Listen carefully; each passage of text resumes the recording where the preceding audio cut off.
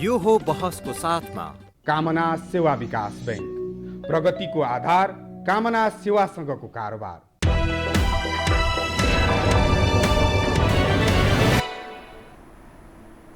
नमस्कार दर्शकवृन्द, यो हो बहसमा म यहाँहरूलाई हार्दिक स्वागत गर्दछु। जीवराम भण्डारी आज यहाँहरू सामुन्ने उपस्थित हुनुहुन्छ। गौरी प्रधान, उहाँ अधिकारकर्मी हुनुहुन्छ। बालबालिकाको क्षेत्रमा पनि उहाँले लामो काम गर्नुभएको छ। सिभिनको उहाँ संस्थापक पनि हुनुहुन्छ। राष्ट्रिय मानवाधिकार आयोगको पूर्व सदस्य। उहाँको अलिकति नयाँ पुस्तालाई जानकारी गराउँदा ठिकै हुन्छ। विक्रम सम्वत 2036 सालको विद्यार्थी आन्दोलनमा गौरी प्रधान सक्रिय अगुवा, तत्कालीन नेकपा माले समर्थक अनिरा सोब्यूको सक्रिय एउटा होनहार युवा पुस्ता विद्यार्थी। 39 सालमा त्रिभुवन विश्वविद्यालय कीर्तिपुरबाट सोब्यूमा सभापति उहाँले जित्नुभयो। अर्थात् उहाँको आस्था वामपन्थी कम्युनिस्टहरूप्रति छ भन्ने यसरी अर्थ लाग्छ। त्यसको निरन्तरता उहाँले विभिन्न सामाजिक क्षेत्रमा नि काम गर्नुभयो, मानवाधिकारको क्षेत्रमा पनि काम गर्नुभयो। वाक्कला पनि राम्रो छ। कानुन र व्यवस्थापनको उहाँ राम्रो विद्यार्थी पनि हो।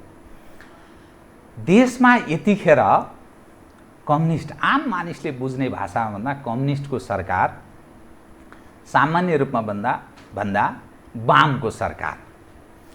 नेपाली जनले कम्युनिस्टहरूलाई धेरै रुचाउनुको दुईवटा महत्त्वपूर्ण पक्ष छ। एक, वामपन्थीहरू अर्थात् कम्युनिस्टहरू तुलनात्मक अरूभन्दा गरिब, प्राथमिकतामा गरिब, निरीह र दुखी जनताको उन्नयन, उत्थान र तिनको हितकारी काममा एडभोकेसी गर्ने हुनाले आकर्षणको केन्द्रमा रहे। एक। दोस्रो, अन्तर्राष्ट्रवादी भए पनि देशभक्त, किनभने नेपाल जुन खण्डमा छ राष्ट्रिय अस्मिता, अखण्डता उप बारम्बार प्रश्न उठ्ने गर्छ। यसैको उपज कम्युनिस्टहरूलाई देशभक्त भएको नाताले गरिब दुखी जनताको आकर्षणको केन्द्रको रूपमा पनि, त्यो नाराका कारण पनि नेपाली जनले झन्नै 2/3 बहुमतको स्थितिमा मत जाहेर गरेको स्थिति छ।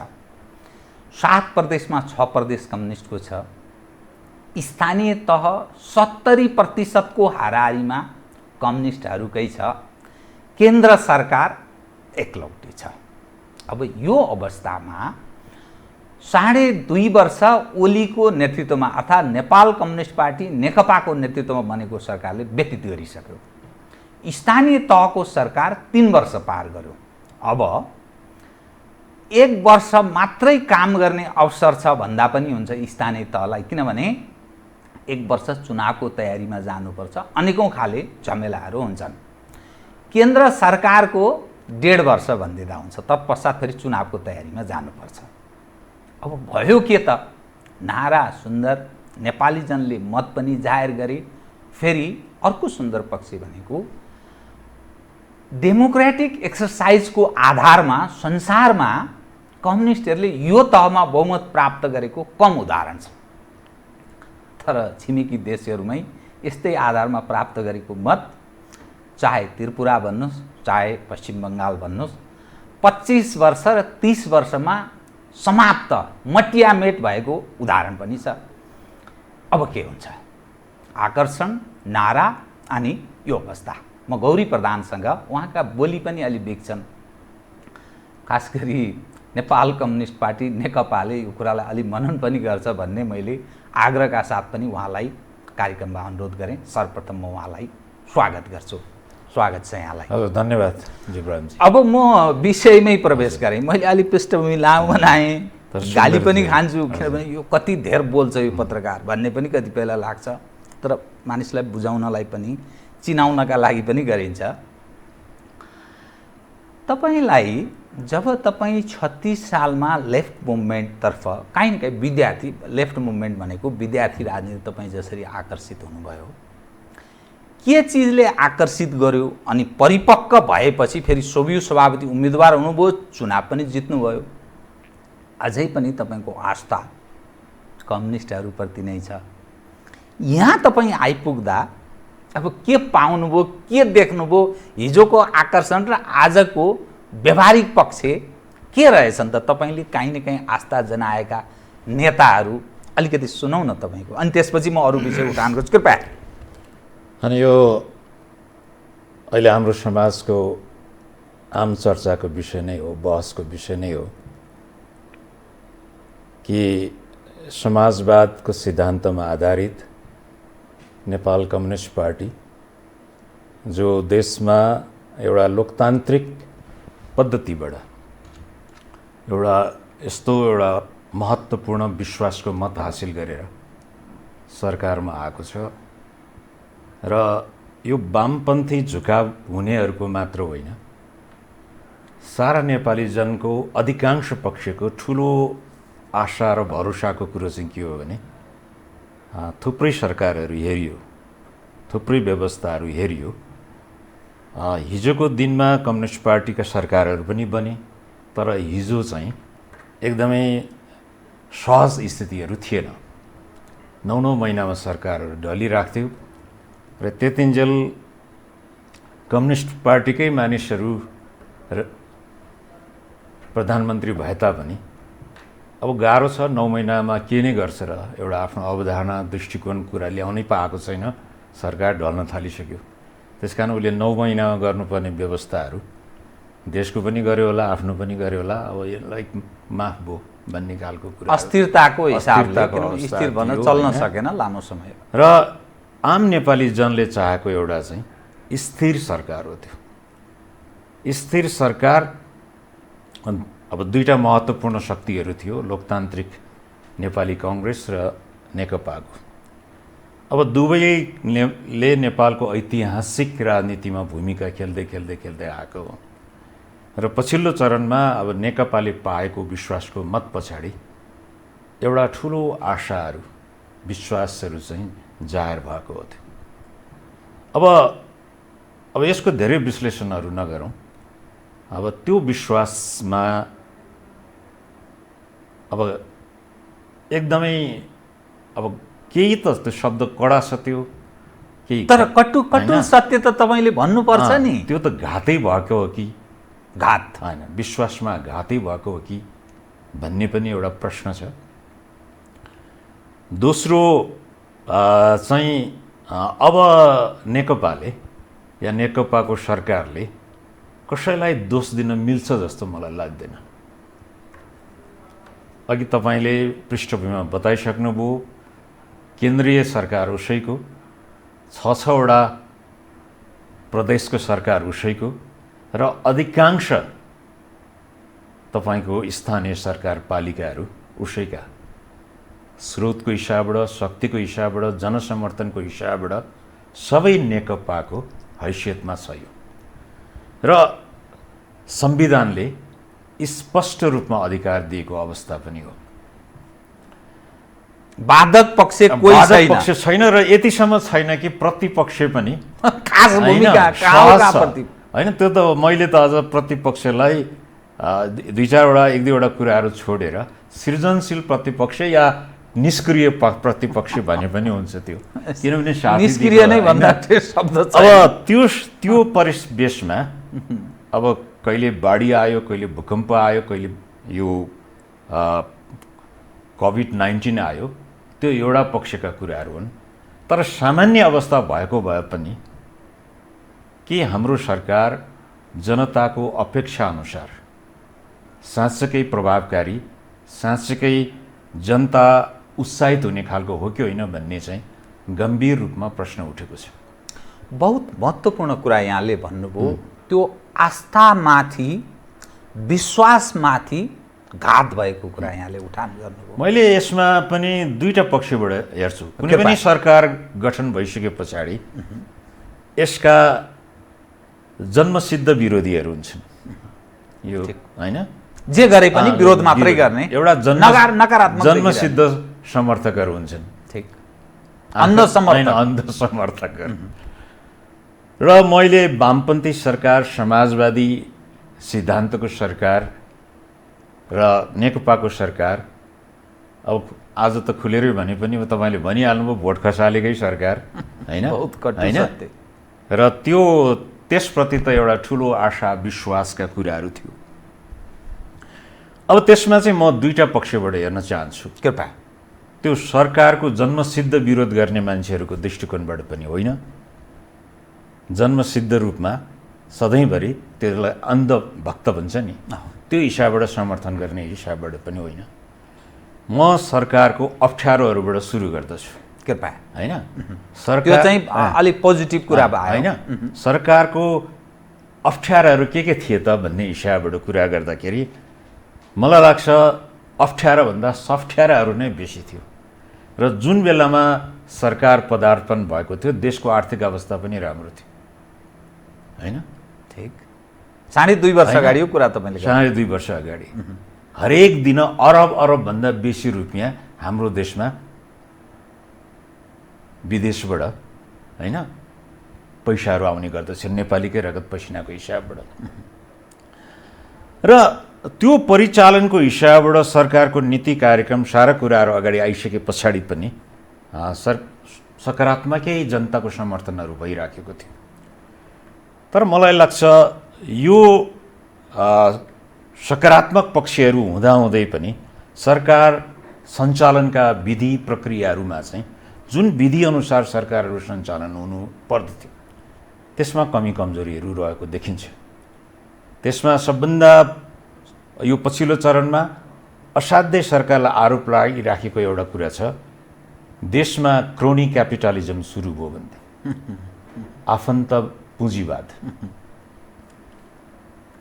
एक खालको मान्छेहरू, सत्ताको वरिपरि बस्ने मान्छेहरू, सत्ताको नजिक बस्ने मान्छेहरू यति धेरै रूपमा उनीहरूको आर्थिक अवस्था विकसित भयो। तपाईँलाई म एउटा कुरा भन्न पनि चाहन्छु, नेपालमा सबभन्दा बेसी आर्थिक विकास भएको अवस्था पनि यही बेला हो। नेपाल इतिहासमै सबभन्दा धनी भएको बेला हो। तर त्यो धनी, त्यो आर्थिक विकासको स्वरूप तपाईँ हेर्नुभयो भने 1 सेकेन्डमा 600 रुपियाँ कमाउने यो देशमा मान्छे छ। एक दिनमै 600 रुपियाँ कमाउन नसक्ने मान्छे पनि यही देशमा छ। गरिब र धनी बीचको त्यो दूरी त्यसरी खाडल यो यसलाई मिलाउँदाखेरि औसतमा राख्दाखेरि नेपाल धनी भयो होइन। गरिबी उन्मूलनको हिसाबबाट पनि नेपाल अलि उस्केके हो माथि। अहिले हामी 18-20% मात्र गएका छौँ, त्यो सबै सकारात्मक पक्ष हो। तर संविधान, समाजवाद जुन दृष्टिकोणहरू तपाईँले राख्नु भएको छ त्यसलाई सबभन्दा ठुलो प्रहार गर्ने कुरा भनेको धनी र गरिबको बिचको सबभन्दा ठुलो खाल्डो। कम्युनिस्ट सरकार आएपछि, समाजवादी सरकार आए पछाडि त्यो विषमता, त्यो खाल्डो कम हुँदै हुँदै हुँदै जानुपर्ने हो, पर्थ्यो होइन। त्यो 20% को ठाउँमा 25% गरिबी भयो भने पनि सहन गर्न सकिन्थ्यो। तर त्यो खाल्डो कम भएको भए यो देशको विकासको अवस्थै फरक हुन्थ्यो। र यो सबभन्दा कम्युनिस्ट पार्टी, समाजवादी दृष्टिकोण राख्नेहरूमाथिको प्रश्न हो।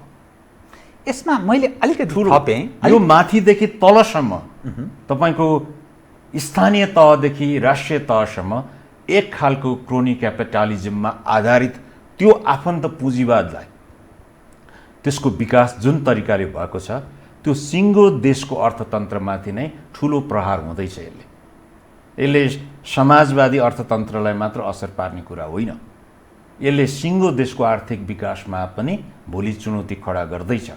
र यो पक्ष चाहिँ नेकपाले नेतृत्व गरेको सरकारको सबभन्दा ठुलो कमजोरी हो। यसमा अलिकति स्पष्ट पार्दैन, यसमा नियत खराब छ कि अथवा जुन बाटो हामीले अवलम्बन गरेका छौँ, यो व्यवस्थाको म कुरा गरिरहेको छु, त्यो बाटो नै ठिक बाटो भएन कि या क्षमतामाथिको प्रश्न हो? यो तीनवटा विषय हेर्दा के देखा पर्छ? अब म अर्थशास्त्री त होइन, तर तपाईँले तीनवटा यस्तो महत्त्वपूर्ण कुराहरू भन्नुभयो, त्यो तीनैवटा कुराको सम्मिश्रण हो। जुन उद्देश्य प्राप्त गर्न खोज्नु भएको छ, तपाईँको गन्तव्य छ, त्यो गन्तव्य स्पष्ट छ, राम्रो छ त्यो गन्तव्य। तर त्यसको निम्ति तपाईँले जुन यात्रा तय गर्नुभएको छ त्यो यात्रा नै खराब छ त्यो सही यात्रा छैन त्यो। अब जुन तरिकाबाट तपाईँ त्यो ठाउँमा पुग्नु खोज्नु भएको छ, तपाईँ हाम्रो भनाइ छ नि एउटा, ढिलो पुग्नुहोस्, ढिलो हिँड्नुहोस्, तर गन्तव्यमा पुग्नुहोस्। ठिक, हामीले के गर्यौँ भने छिटो हिँड्ने, छिटो पुग्ने। तर त्यतिन्जेलबाट तपाईँले यति धेरै लथालिङ्ग पनि भोग्नु भएको छ, किनभने त्यो भइसके पछाडि 100 जनाबाट सुरु गर्नुभएको छ त्यो यात्रा। यो सगरमाथा पुग्नु खोजेको त होइन नि हामी, सगरमाथा पो 1 जना पुग्छ, 2 जना पुग्छ। हामीले त 100 जनालाई नै गन्तव्यमा पुर्याउनु खोजेको। 100 जना नभए पनि 90 जना पुग्नु पऱ्यो, 90 भए पनि 80 जना पुग्नु पऱ्यो, 80 नभए पनि 70 जना पुग्नुभयो। हाम्रो यात्रा चाहिँ सगरमाथा चढ्ने जस्तो यात्रा छ। सगरमाथामा चढ्दाखेरि सयौँ मानिसहरू सँगसँगै हिँड्छन्, भारी बोक्छन्, के गर्छन्, अक्सिजन सारा बोक्छन्, तर चुचुरोमा 2-4 जना मान्छे पुग्छन्। त्यो हिमालको शिखरको यात्रा हो यो। हाम्रो शिखरको यात्रा चाहिँ तपाईँको समानताको यात्रा हो र समानताको निम्ति समताबाट सुरु गर्नुपर्दछ। समानता हाम्रो गन्तव्य हो। तपाईँले आजको भोलि नै पाउनुहुन्न त्यो कुराहरू, तर समता चाहिँ यसको यात्रा हो। र त्यो समताको निम्ति हाम्रो संविधानले नै स्पष्ट कुरा सामाजिक समावेशीकरण भनेर सिद्धान्त तय गर्यो, त्यही अनुसारको कानुनहरू तय भयो, तर व्यवहारमा त्यो चाहिँ प्रभावकारी हुन नसकेको अवस्था हो अहिले। तपाईँका बाणी स्पष्ट पनि छन् होइन? म अलिकति केही जिज्ञासाहरू मानिसको यसै बिचमा प्रश्न उठ्न सक्छ। हजुर हजुर। एज अ गौरी प्रधान मानिसले गर्ने प्रश्न, म तपाईँको क्षमता, तपाईँको स्वाभिमानमाथि मैले प्रश्न उठाएको होइन। एज अ गौरी प्रधान कुनै पद नपाएको कारण यति आलोचना गरेको हो कि मान्छेले गर्ने प्रश्न एक। दोस्रो, नेकपा त्यहाँ बडा अप्ठ्यारो अवस्थाबाट नेकपा गुज्रेको छ।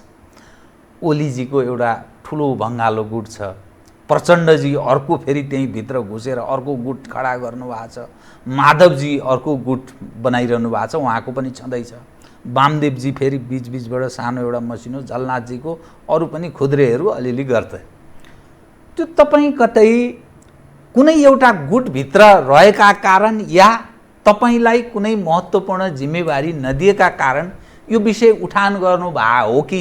यो मेरो प्रश्न होइन कि, एज अ मानिसले उठान गर्न सक्ने प्रश्न यो यसको नि अलि स्पष्ट पारिदिनुहोस् त, किनभने तपाईँ कम्युनिस्ट नै भएको हुनाले, आस्था तपाईँको भराएको हुनाले। त्यो ठिक भन्नुभयो तपाईँले। यो स्वाभाविक रूपमा मानिसहरूले सोच्दछ र त्यसमाथि त्यो आन्दोलनको एउटा महत्त्वपूर्ण अंशको रूपमा मैले आफ्नो जीवनको करियरहरू पनि विकास गरेको हुँ।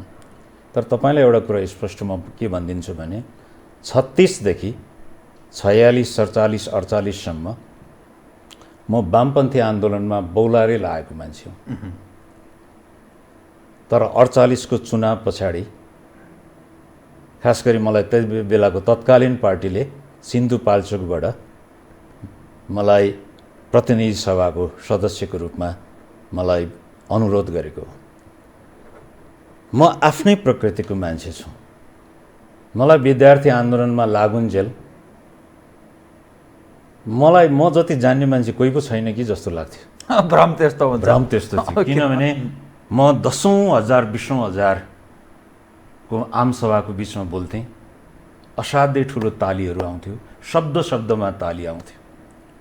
मलाई चाहिँ ओहो, मैले के त्यतिन्जेल न मदन भण्डारी थियो, न माधव नेपाल थियो, ओली हुनुहुन्थ्यो, उहाँ झ्यालखानामा हुनुहुन्थ्यो। उहाँहरूकै पक्षमा पनि हामीले राजबन्दी रिहाई गर भनेर पनि आवाज उठाउँदै अगाडि आएको थियो। जब तपाईँको विद्यार्थी जीवन, विश्वविद्यालयको जीवन सकिसके पछाडि मलाई एउटा महसुस चाहिँ के भयो भने, थत गौरी प्रधान तिमीले त केही पनि बुझाएर हुन्छ भन्ने मेरो अन्तर्मनले, तपाईँ डेप्थमा त्यस्तो होइन, मैले अध्ययन गर्दै गए पछाडि हिजोका ठुल्ठुला किताबहरू पढेको, त्यो किताब दोहोऱ्याएर पढेँ र त्यो बेलामा एकहोरो पढाइहरू हुन्थ्यो, एकै खालको किताबहरू पढ्थेँ। त्यस पछाडिको दिनमा अन्य दर्शनका कुराहरू पनि पढ्न थालेँ, देशै बुझ्न थालेँ, देशमा हिँड्न थालेँ र मेरो अन्तर्मनले भन्यो, गौरी प्रधान तैँले देश बुझेको छैन भनेर। र त्यो मेरो लागि सही थियो। त्यो साँच्चैकै बुझेको रहन्छ मैले त्यतिन्जेल, साँच्चैकै बुझेर रहन्छ मैले। आज पनि कति बुझा छ मलाई थाहा छैन। म जस्तो साथीहरू थुप्रै भ्रममा हुनुहुन्छ। लाइफ निरन्तर यो निरन्तर कुराहरू, learning process. Exactly, it is a learning process होइन। अब त्यसो भयो भनेर अब एकदम जोगी बन्न जाने भन्न खोजेको कुराहरू होइन। तर एउटा यो भ्रम चाहिँ मेरै उमेरका साथीहरू थुप्रै हुनुहुन्छ नि अहिले, राज्य सत्ता मेरै साथीहरू, उहाँहरू पनि त्यही भ्रममै हुनुहुन्छ होइन। त्यो भ्रमबाट हामी मुक्त हुनु छ। तर जहाँ तपाईँले जुन प्रश्न थियो, मेरो नेकपाप्रति अलिकति पनि त्यसमा गुनासो छैन। मलाई सबभन्दा बेसी पदहरू अफर गर्नेहरूको पङ्क्तिमा पर्दछु म, सबभन्दा बेसी सधैँभरि। योभन्दा अगाडि काठमाडौँ महानगरपालिकाको मेयरको पदलाई नेकपाको सबै शीर्षस्थ नेताहरूले अनुरोध गरेको मैले 1 हप्ता सोचेँ पनि, ओहो यो यत्रो महत्त्वपूर्ण छ, सबैको एकमत छ, होइन के गरेर देखाउँ कि भनेर। भरै 3 बजेसम्म मनोनयन दर्ता गर्ने बेला थियो। मैले टेलिफोन अफ गरेर बसेँ। मैले भने मलाई माफ गर्नुहोस्, म सही पात्र होइन भनेर। बहुत महत्त्वपूर्ण विषय तपाईँ उजागर गर्दै, के चिजले तपाईँलाई त्यो धुत्कार्न बाध्य होइन? मलाई नेकपा या नेताहरूले अब कति मन पराउँछन् कति मन पराउँछन्, तर मन पराउने मध्येमा तपाईँ हामीलाई कसैले मन पराएर के फरक? तर मेरो सबैसँग राम्रो सम्बन्ध छ। तर म एउटै मात्र कुरा गर्दछु कि सबभन्दा सर्वशक्तिमान मान्छेलाई पनि म आलोचना गर्दछु, ठाडै आलोचना गर्दछु, र त्यो आलोचनाभित्र मेरो उहाँलाई समर्थन छ। त्यो आलोचनाभित्र उहाँप्रतिको मेरो शुभेच्छा छ। र कहिलेकाहीँ चाहिँ एउटा कार्यकर्ताले पनि यस्तो प्रश्न गर्छ र भन्ने पनि मलाई कहिलेकाहीँ टिप्पणी गर्दछ। तर म कार्यकर्ता होइन, म सहयोगी हुँ, शुभचिन्तक हुँ, सहयात्री हुँ। त्यसरी बुझ्नु पर्यो। त्यसरी हो। त्यस कारण तपाईँले भनेको कुरा त त्यो सही छँदै छैन। म माथि एकदमै उहाँहरूको न्याय छ त्यो, होइन? उहाँहरूले मलाई अफर गर्नुहुन्छ र त्यसप्रति त म एकदमै धन्यवाद भन्छु। कामरेड, धन्यवाद भनेको छु मैले। अब अलिकति फरक ढङ्गले म विषय उठान गर्छु। तपाईँले आफूलाई शुभेच्छुक काहीँ न काहीँ त्यो ढङ्गले मात्रै प्रस्तुत गर्न चाहनुभयो। यसको अर्थ तपाईँ आफूलाई स्वतन्त्र रूपमा प्रस्तुत गर्न चाहनुहुन्छ। त्यो महत्त्वपूर्ण कुरा छ, बहुत ठुलो पुँजी पनि हो त्यो वास्तवमा।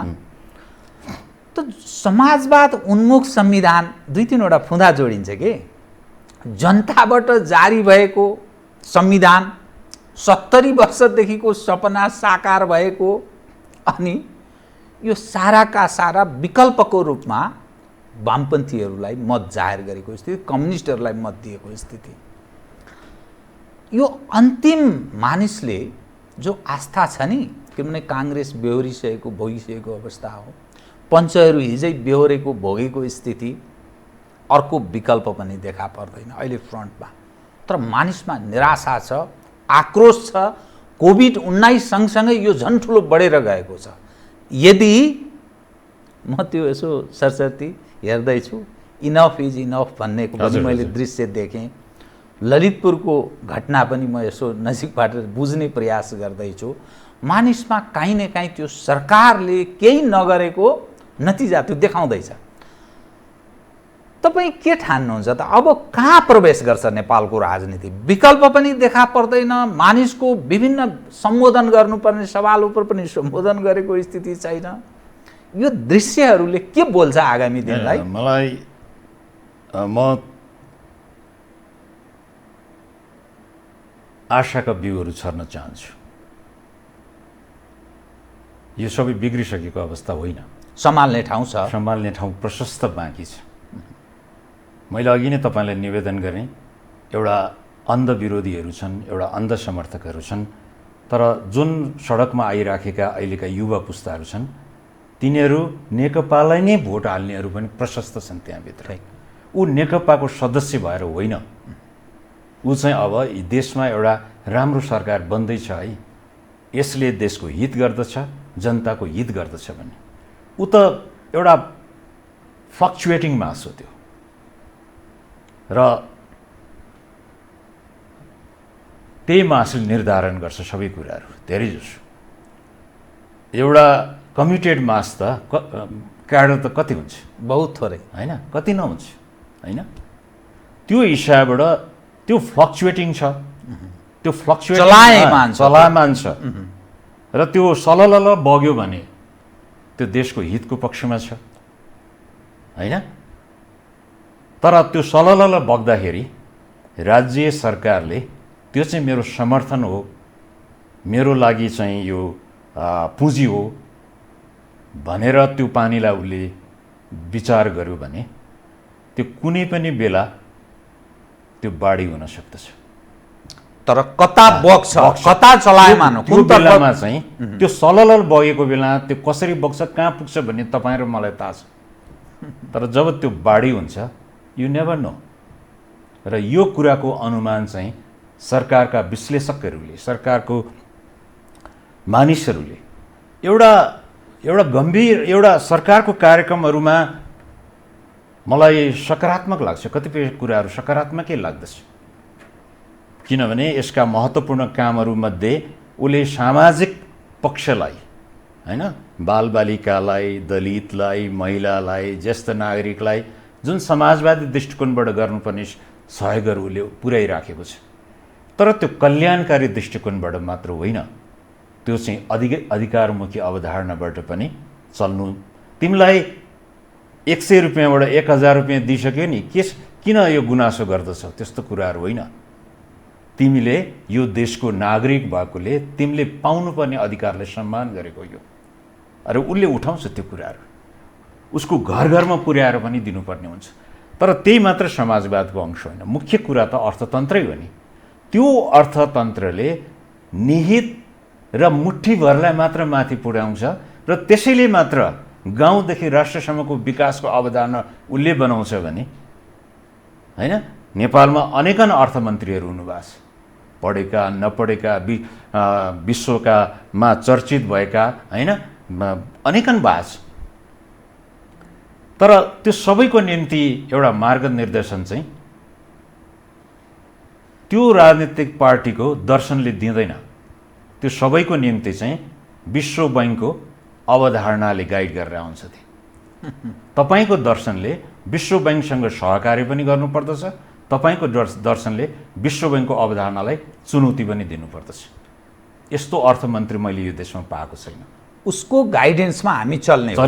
नेपाल सापेक्ष उनीहरूको सहयोग लिने होइन, उनीहरूको सहयोग लिन सक्नुपर्दछ। कतिपय अवस्थामा यो चाहिँ मेरो देशको हित अनुकूल छैन भन्नु पनि पर्दछ।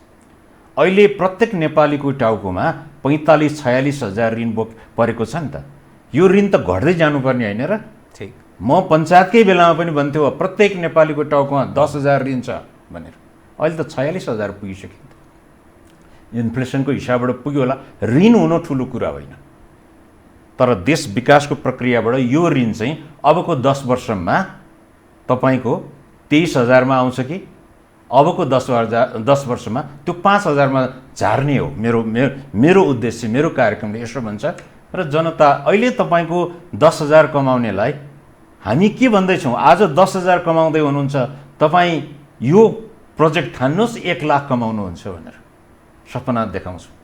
त्यस्तो होइन। 10,000 आज कमाउँदै हुनुहुन्छ, अर्को वर्ष 15,000 कमाउनुहुन्छ, 20,000 कमाउनुहुन्छ।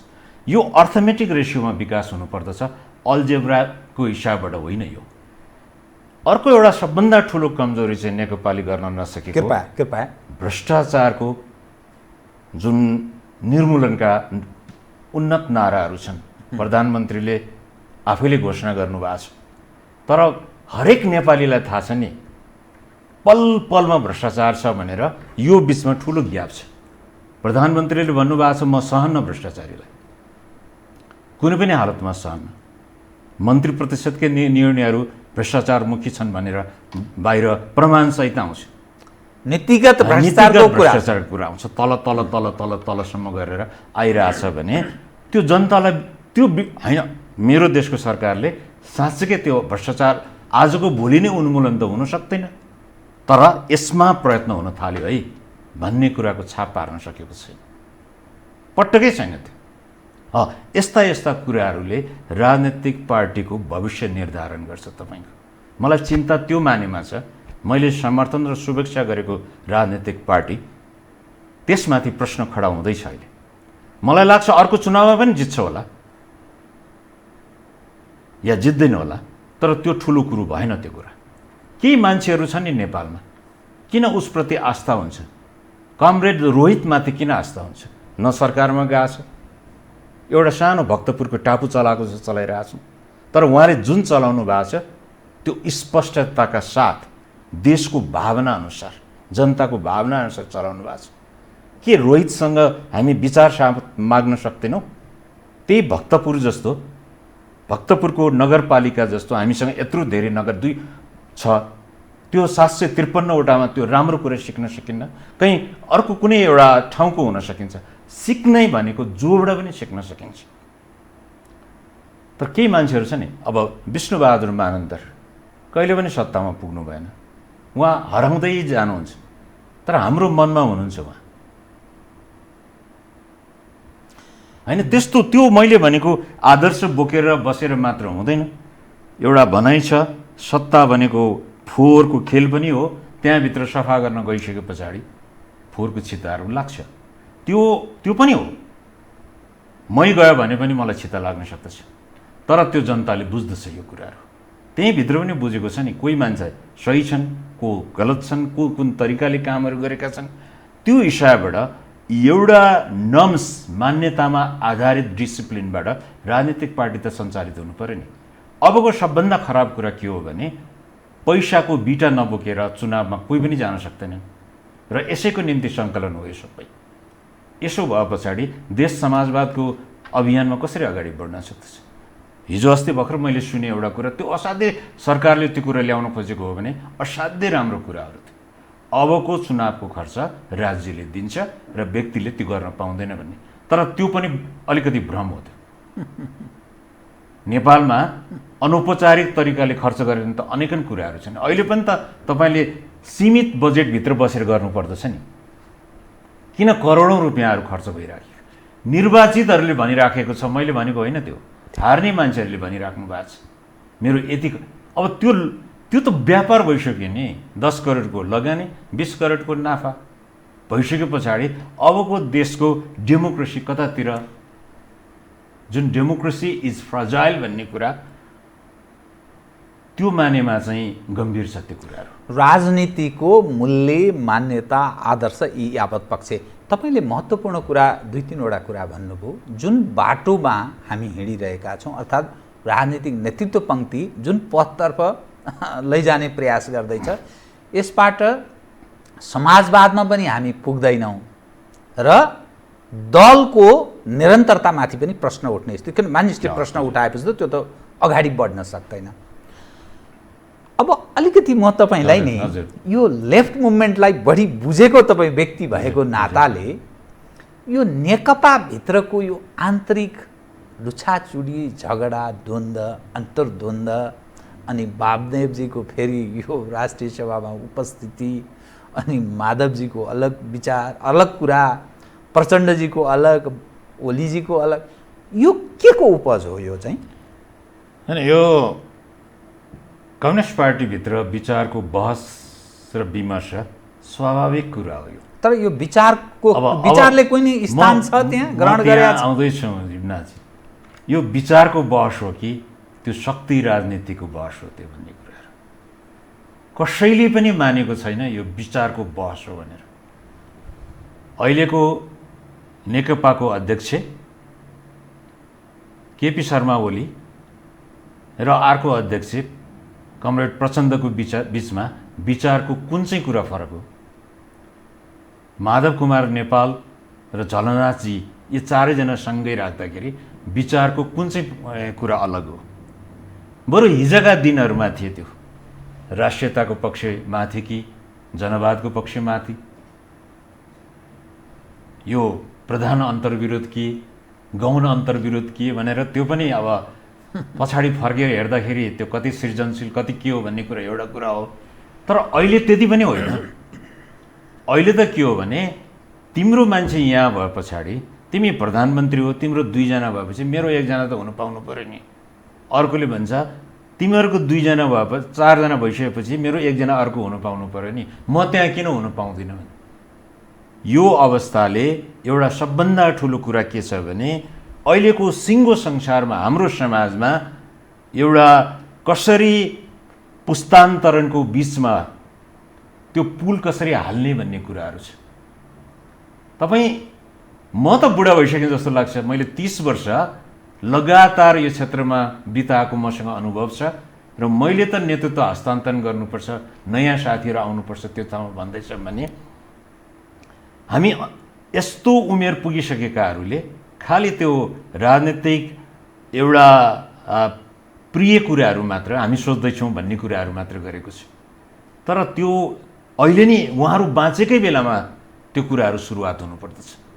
दोस्रो पुस्ता तयार भएको छ, तेस्रो पुस्ता तयार भएको छ, त्यहाँ निरन्तरताको कुरामा समस्या हुँदैन। तर समस्या केमा छ भने यो जुन खालको एउटा असैद्धान्तिक आधारहरूमा भएका मत भिन्नताहरू छ त्यो तल पनि त्यही हिसाबबाट बढ्दै गएको छ। यो पुस्तामा पनि बढ्दै गएको छ। त्यसले एउटा चाहिँ जोखिम खडा गरेको हुन्छ। त्यो जोखिम यतिसम्म छ कि हिजै तपाईँले देख्नुभयो नि, कम्युनिस्ट पार्टीको नेतृत्वमा गठन भएको सरकारले आफ्नै पार्टी टुक्र्याएर हिजोका दिनहरूमा पनि अरूसँग मिलेर भए पनि शक्ति राजनीतिको निम्ति अगाडि बढ्न खोज्यो। यो झन्डै दोहोऱ्यो। नेकपाका केही राम्रा साथीहरू मिलेर, त्यसमा नयाँ पुराना सबै साथीहरू छन्, बाहिर बस्ने अरूहरू पनि छन् हैन, उनीहरूको मेहनतबाट जोगिएको हो यसपालि। नत्र यो भिरमा गइसकेको अवस्थाबाट जोगाएको नेकपा हो, विभाजनको सङ्घारमा जोगिएको। त्यसकारण जनता जसले यसलाई समर्थन गरेको छ उसको मन रोइराखेको छ उसको मन। उसले व्यक्त मात्र गर्न सकेको छैन। के नेतृत्वमा गर्ने रहेकाहरूले जे पाए त्यो गर्न पाइन्छ? उसलाई पनि एउटा सिद्धान्त, एउटा मर्यादा, एउटा आधारहरूले बाँधेको हुनुपर्छ कि पर्दैन? अब मैले यसमा अलिकति थप्न चाहेँ, राजनीति विचार, वाद, आदर्श, सिद्धान्त यी चिजभन्दा धेरै टाढा पुगेको हामी कहाँको पोलिटिकल एक्टरहरूको गतिविधिले देखाउँछ। त्यो सत्ता पक्ष होस्, प्रतिपक्ष होस्, केही झिना मसिना पार्टीहरूको पनि त्यस्तो देखा पर्छ। पहिलो पुस्ता यो काम नलाग्ने, दोस्रो पुस्ता झन् त्यसको अनुयायी त्यो त झन् झल्लरी, तेस्रो पुस्ता त्यसको हुती नै छैन, त्यो त झन् पछि लागिरहेछ, चौथो पुस्ता यसरी मानिसहरू बुझ्न थाले। त्यो तपाईँ पुस्ताको कुरा गर्दा कुनै तेस्रो चौथो त्यो भनेको त त्यसले प्राप्त गर्ने भनेको 25औं वर्ष लाग्न सक्छ। त्यहाँ काहीँ त्यसले कुनै जम्प गर्छ, नयाँ ढङ्गले आफूलाई स्थापित गर्छ अनि परिवर्तन हुन्छ समाजमा भन्ने केही आधार पनि छ कि यो के हुने त? यो कतातर्फ सोच्ने, कुन ढङ्गले सोच्ने? लिप फरवर्ड भन्छ नि, त्यो छलाङ लगाउने कुरामा त्यसको पनि एउटा सिद्धान्त होला। तर म छलाङको पक्षको मान्छे होइन। म निरन्तर कदमको पक्षमा हो। कछुवा र खरा दौडेको जस्तो। मलाई एउटा आशा चाहिँ के छ भने तपाईँले तेस्रो चौथोसम्म पुस्तामा पुग्नुभयो, त्यो पुस्ताप्रति म एकदमै आशावादी छु। यहाँ धेरैको मत भिन्नता छ यसमा। हरेक पुस्ता चाहिँ खियो भन्ने छ, तर त्यस्तो होइन। त्यो गलत एनालाइसिस हो। त्यो हरेक पुस्ता सृजनशील छ, हरेक पुस्ता प्रोडक्टिभ छ, हरेक पुस्तासँग नयाँ अवधारणाहरू छ। मात्र कुरा के हो भने तपाईँको ट्र्याकमा ऊ हिँड्न चाहँदैन, तपाईँको फ्रेमभित्र बस्न चाहँदैन र त्यो च्यालेन्जै गर्नुपर्ने कुरा हो। फेरि जीवनमा हामीले नि एउटा प्रश्न गरौँ, मान्छेलाई फोटो राख्ने फ्रेम कस्तो आकारको हुन्छ भने के जवाफ हुन्छ? त्यो भनेको चौकुनो हुन्छ भन्छ, ठाडै हान्छ। तर यथार्थमा त त्यो त्रिकोण पनि हुँदो रहेछ, त्यो गोलो पनि हुँदो रहेछ, त्यो जस्तो पनि हुँदो रहेछ नि त। भने जस्तै तपाईँले अहिलेका युवा पुस्ताहरूलाई फ्रेममा राख्न खोज्छ। फ्रेममा राख्न खोजेको चाहिँ इँटा हुन्छ। त्यो इँटामा पाल परेको छ भने हरेक इँटा चाहिँ चुसो परेको निस्कन्छ या पाल परेको निस्कन्छ। तपाईँलाई किन यो देशले त्यस्तै इँटा बनाउनु पर्दछ? कि उसले नयाँ फ्रेम बनाउँछ, नयाँ खालको इँटा पनि बन्दो रहेछ, षटकोण पनि बन्दो रहेछ, त्रिकोण पनि बन्दो रहेछ। त्यसकारण समाजलाई सृजनशील बनाउने हो भने उसलाई वातावरण दिनुहोस्, त्यो वातावरणभित्र डिसिप्लिन राखिदिनुहोस्, नर्म्स चाहिँ पुरा गर्नुपर्दछ। तर कहीँ पनि त्यो हाम्रै परिवारभित्र पनि छ। त्यो मेरै छोरा छ भर्खर 14 वर्षको र उसको छ आफ्नो ऊ भर्खरको छ, मलाई बच्चै लाग्छ। तर होइन, उसले चाहिँ कहिले कहिले चाहिँ मेरै विचार चाहिँ उसले यो चाहिँ काम लाग्ने यो बच्चाको विचार जस्तो उसले पो लाग्छ। त्यो मेरो जीवनमा पनि त्यस कारण यो कस्तो छ भने human resource is the biggest asset. म ग्रिनल्यान्डको साथीलाई एकचोटि भेटेको थिएँ, आइसल्यान्डको साथीलाई भेट्दै उनीलाई के भन्थ्यो भने त्यो ग्रिनल्यान्ड भन्ने देशमा त ग्रिन हुनुपर्छ भन्थ्यो मलाई लाग्थ्यो बच्चामा, नामै ग्रिनल्यान्ड होइन, त्यहाँ त ग्रिनको ठोपै छैन, जम्मै आइसै आइस। अनि तेरो देशको मूल आय के त, राष्ट्रिय आय स्रोत के त भन्यो भने जनशक्ति भन्यो उसले। हामी सबै मान्छेहरू हरेक क्षेत्रको सिप युक्त मान्छेहरू, विशेषज्ञहरू हरेक ठाउँमा त्यो मान्छे तयार गर्दछौँ र संसारभरि सेवा गर्दछौँ। उसैले पैसा कमाएर ल्याउँछ। हाम्रो पनि 40 लाखसम्म मानिसहरू गयो, तर त्यो 40 लाख जाने मान्छेमा 10%ले सम्मानयुक्त काम पाएको थियो, अरूले त्यो 3D को कामहरू छ, त्यो काम गरेर हामी फर्किनु पर्यो र जहाँ जोखिमहरू प्रशस्त छ। त्यसकारण हाम्रै देशमा पनि विश्लेषण भएको हो, जनशक्ति हो, जङ्गल हो, जमिन हो, जल हो भनेर जुन भन्यो, यो कुराको सही विश्लेषण चाहिँ एउटा यसरी यो तबकाबाट सुरु गर्नु पर्यो।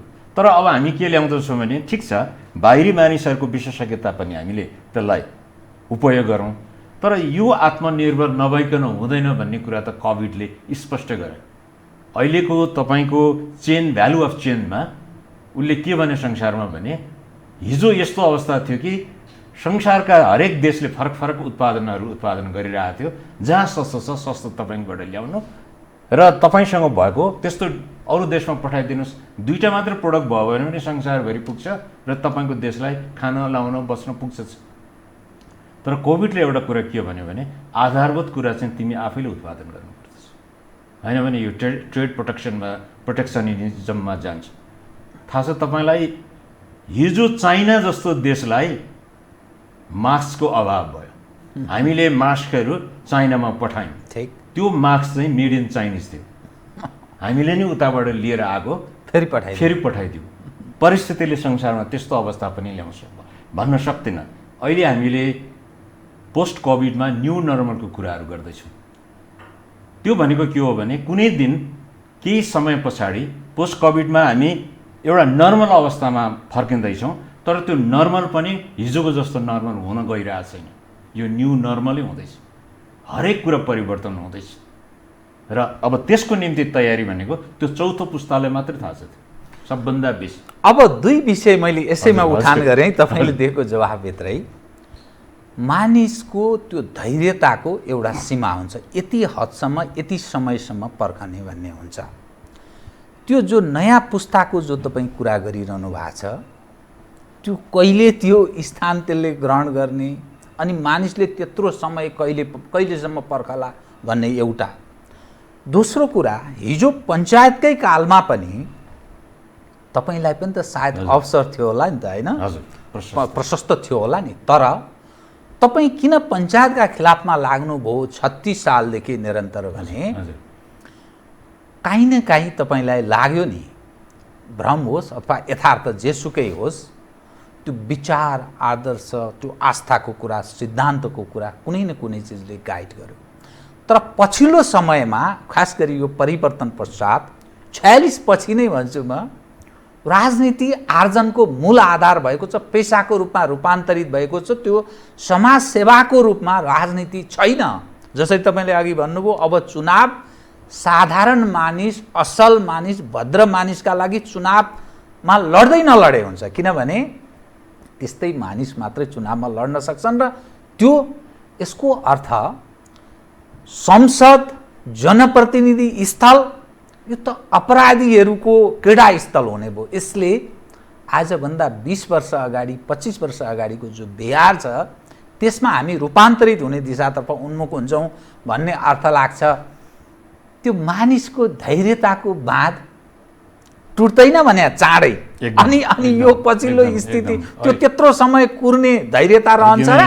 जीवनाथजी, अघि नै तपाईँलाई मैले भनिसकेँ, यो पानी सलल बगिरहेको ठाउँमा छचल्किन थालिसकेको छ।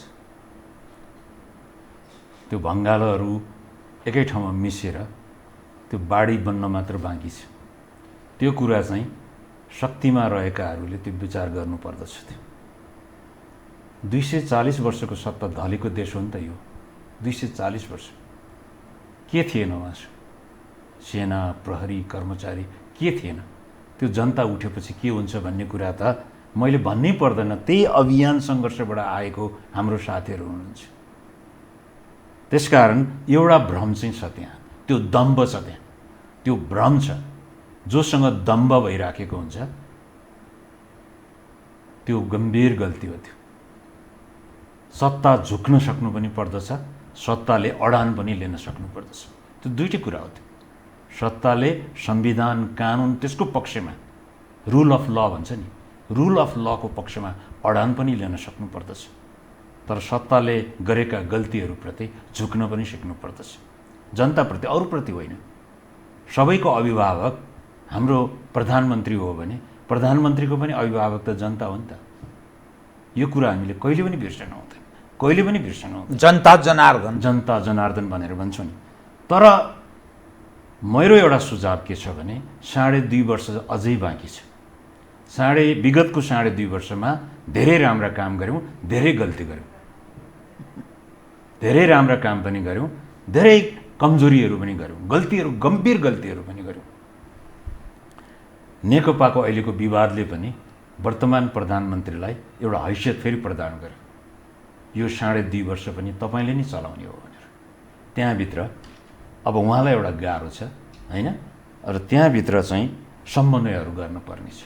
तर पनि एउटा संविधानले पनि दिएको उहाँहरूकै निर्णयको आधारमा पनि के भनेको छ भने प्रधानमन्त्रीले अब यो निरन्तरता अगाडि दिने भन्ने कुराहरू।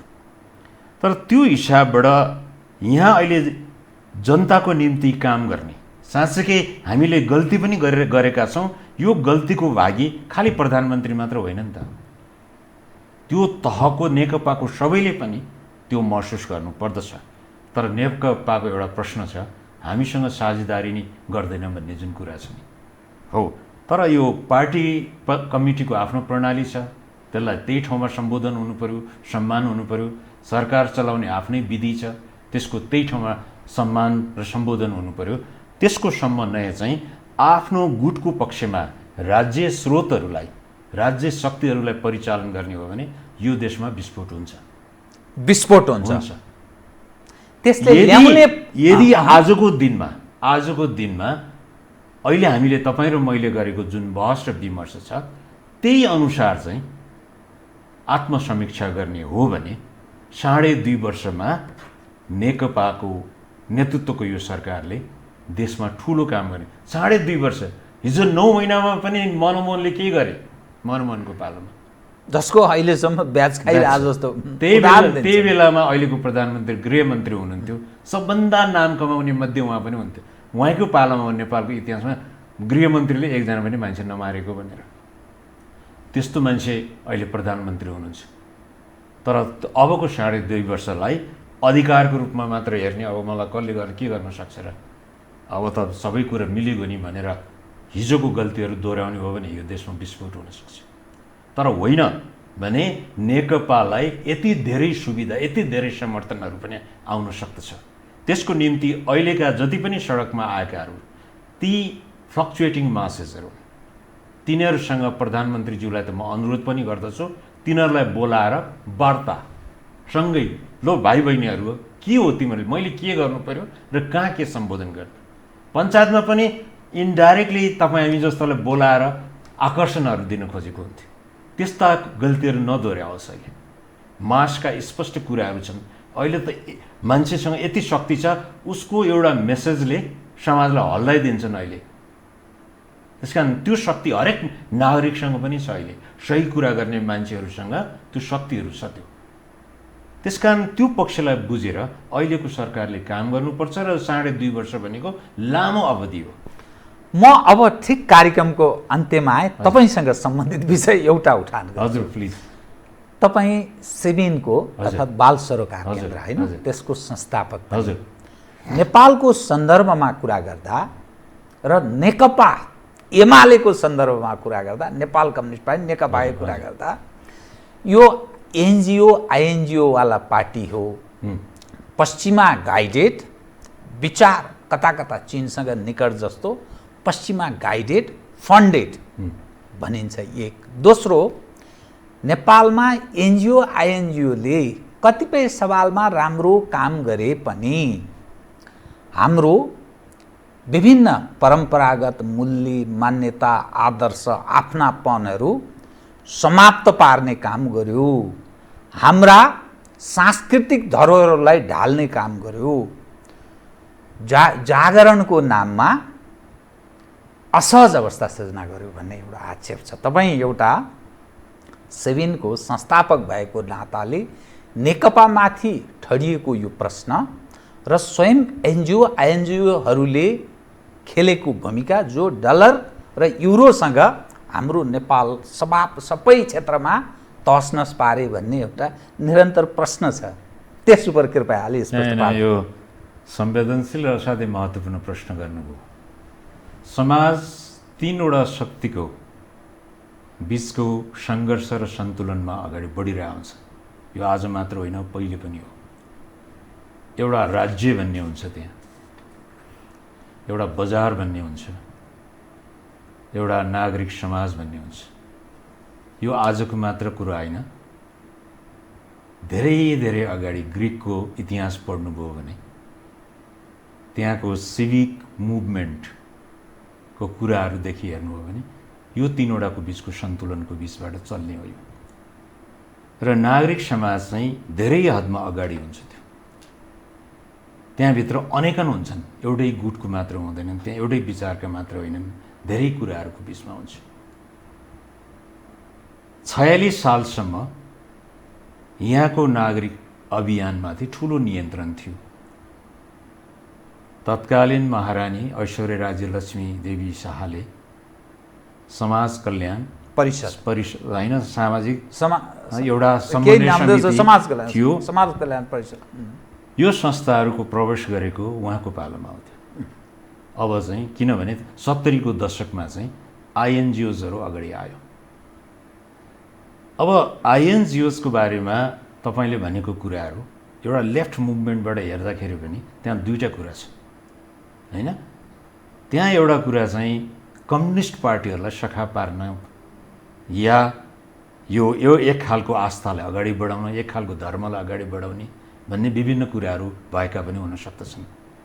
तर त्यो त्यहाँभित्र जहाँसुकै पनि त छन् नि सही मानिसहरू, स्वतन्त्र मानिसहरू, तिनीहरू पनि छन्। त्यो भित्र पनि एउटा द्वन्द्व हुन्छ त्यहाँभित्र। र अन्तर्राष्ट्रिय जति पनि फन्डहरू हुन्छन् त्यसका 2टा पक्षहरू हुन्छ। उसले एउटा आफ्नो एजेन्डाहरू अगाडि सारेको हुन्छ होइन। त्यो एजेन्डा अगाडि सार्दाखेरि आफ्नो राष्ट्रिय एजेन्डालाई कम्प्रोमाइज गर्नेहरू हुन्छ। एउटाले चाहिँ त्यसलाई हेरेर आफ्नो राष्ट्रिय एजेन्डालाई माथि उठाएर त्योसँग त्यसलाई तल पारेको हुन्छ। $1 पनि मान्छेले सित्तै त्यो दिँदैन नि, कसैले पनि दिँदैन। उसको आफ्नो इन्ट्रेस्ट पनि आफ्नो इन्ट्रेस्ट त्यसमा प्रवेश गरेको हुन्छ। तर एउटा इन्ट्रेस्टिङ कुरा के छ भने एकदम छोटकरीमा कृपया नेकपाका मानिसहरू, अनेकन नेताहरू उहाँहरूको एनजिओ थियो हिजो, र आज जबै सत्तामा जानुभएको छ सबभन्दा बेसी नेपालमा एनजिओ विरोधी कोही छ भने अहिलेको सत्ता छ। साँच्चै हो? एकदमै हो।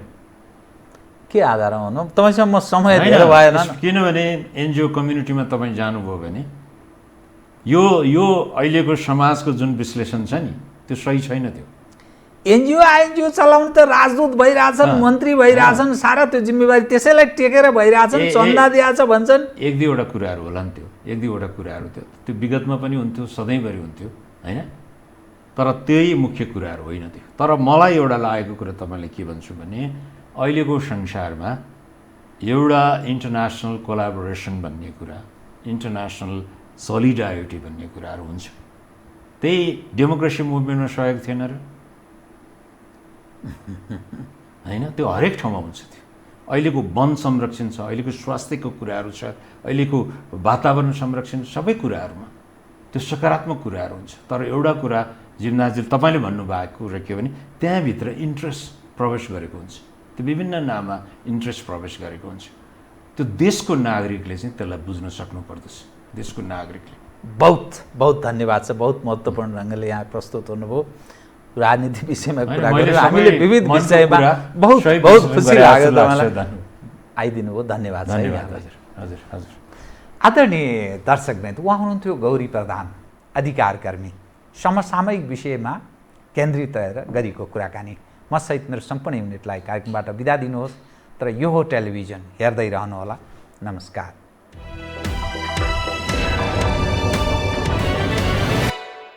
यो हो बहसको साथमा कामना सेवा विकास बैंक, प्रगतिको आधार कामना सेवासँगको कारोबार।